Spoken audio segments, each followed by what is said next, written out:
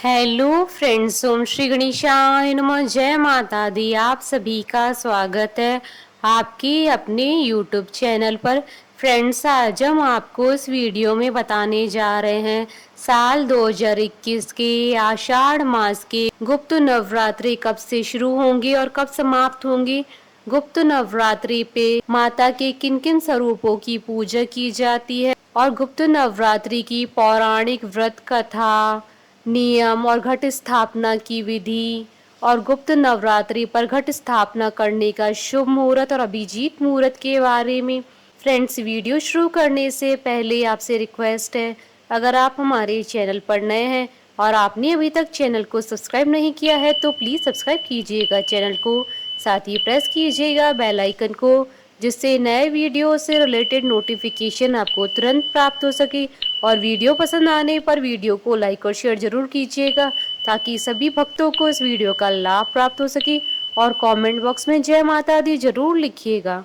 माँ दुर्गा के भक्त साल में 4 नवरात्रि में उनकी पूजा करते हैं। इनमें से चैत्र और शारदीय नवरात्रि के अलावा 2 गुप्त नवरात्रि भी आते हैं।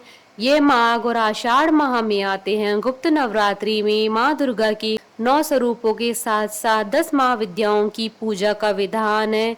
गुप्त नवरात्रि की पूजा प्रकट नवरात्रि से ज्यादा महत्वपूर्ण व फलदायी मानी जाती है। इस दौरान तांत्रिक सिद्धियां प्राप्त करने के लिए पूजा की जाती है। गुप्त नवरात्रि में जो लोग देवी माँ की पूजा करते हैं उन्हें अपनी और घर की साफ सफाई का खास ध्यान रखना चाहिए। साथ ही मन में किसी भी तरह का विकार नहीं आने दें।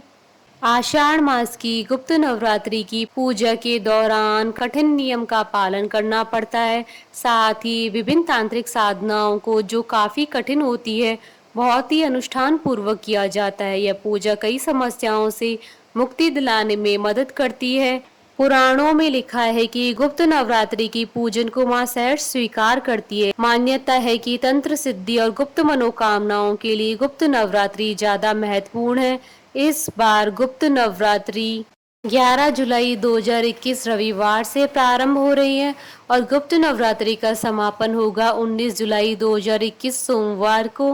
आषाढ़ मास की नवरात्रि में शिव और शक्ति की उपासना की जाती है। गुप्त नवरात्र विशेष तौर पर गुप्त सिद्धियां पाने का समय है।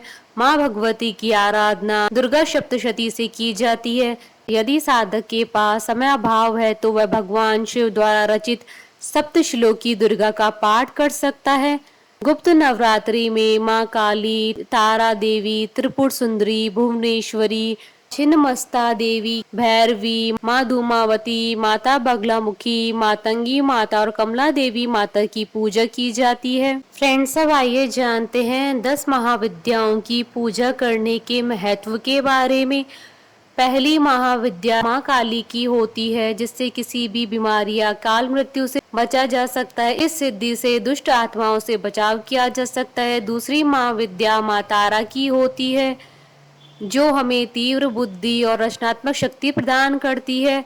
तीसरी महाविद्या त्रिपुर सुंदरी है। अगर कोई भी काम ऐसा हो जो संपन्न नहीं हो पा रहा हो तो वह त्रिपुर सुंदरी की आराधना करने से संपन्न होता है। चौथी महाविद्या माँ भुवनेश्वरी सभी इच्छाओं को पूर्ण करती हैं। पांचवी माँ छिन्नमस्ता देवी की साधना से सभी प्रकार के रोजगार संबंधी मसले दूर होते हैं। छठी महाविद्या देवी त्रिपुर भैरवी की आराधना करके विवाह में आ रही बाधाओं से मुक्ति मिलती है। सातवीं महाविद्या देवी धूमावती बुरी नजर, तंत्र मंत्र, जादू टोने, भूत प्रेत से मुक्ति पाने के लिए माँ धूमावती की आराधना की जाती है। आठवीं महाविद्या माँ बगलामुखी को खुश करके किसी भी समस्या का समाधान निकाला जा सकता है। नवीं महाविद्या माँ देवी मातंगी घर गृहस्थी से जुड़ी हर दिक्कत का उपाय बताती हैं।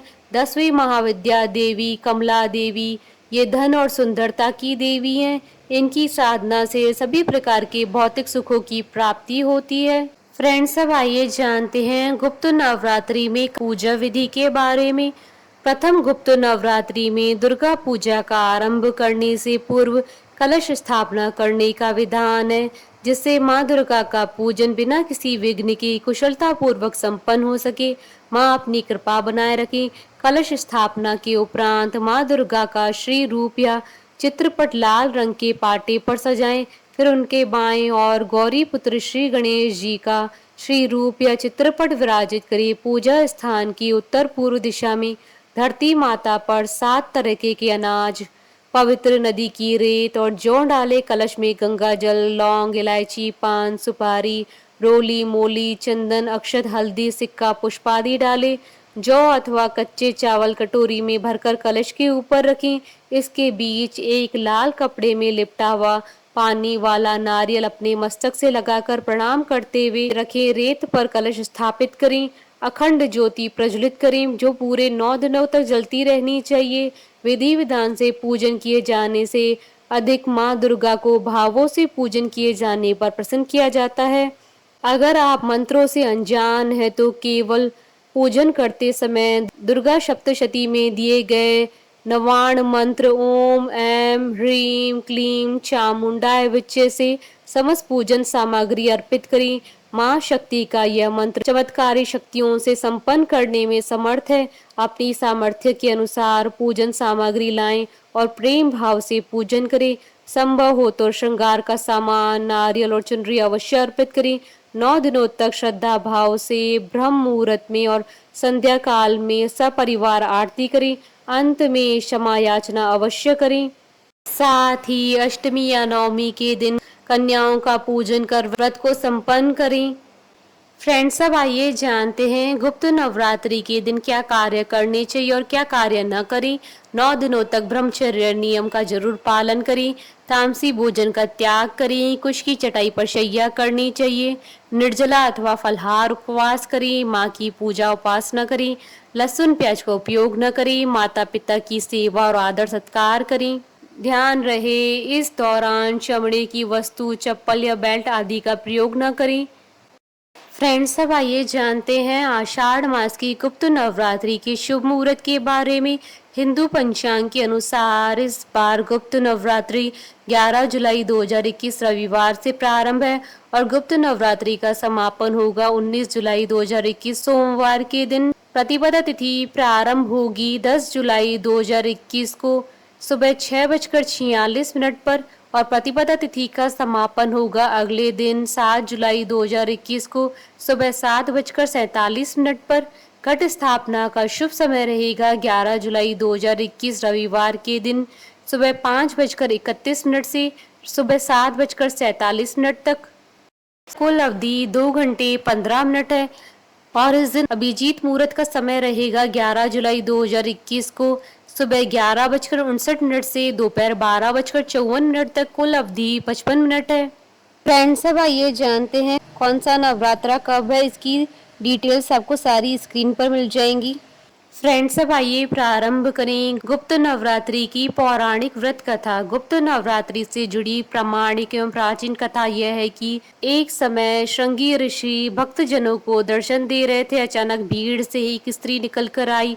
करबत होकर ऋषि श्रृंगी से बोली कि मेरे पति दुर्व्यसनों से सदा घिरे रहते हैं, जिस कारण मैं कोई पूजा पाठ नहीं कर पाती, धर्म और भक्ति से जुड़े पवित्र कार्यों का संपादन भी नहीं कर पाती, यहाँ तक कि ऋषियों को उनके हिस्से का अन्न भी समर्पित नहीं कर पाती। मेरा पति मांसाहारी है, जुआरी है, लेकिन मैं माँ दुर्गा की सेवा करना चाहती हूँ। उनकी भक्ति साधना से अपने और परिवार के जीवन को सफल बनाना चाहती हूँ। ऋषि श्रृंगी महिला के भक्ति भाव से बहुत प्रभावित हुए। ऋषि ने उस स्त्री को आदर पूर्वक उपाय बताते हुए कहा कि वासंतिक और शारदीय नवरात्रों से तो आम जनमानस परिचित हैं, लेकिन इसके अतिरिक्त 2 नवरात्र और भी होते हैं जिन्हें गुप्त नवरात्रि कहा जाता है। उन्होंने कहा कि प्रकट नवरात्रों में 9 देवियों की उपासना होती है और गुप्त नवरात्रों में 10 महाविद्याओं की साधना की जाती है। इन नवरात्रों की प्रमुख देवी का स्वरूप नाम सर्वेश्वर्य कारिणी देवी है। यदि इन गुप्त नवरात्रि में कोई भी भक्त माता दुर्गा की पूजा साधना करता है तो माँ उसके जीवन को सफल कर देती है।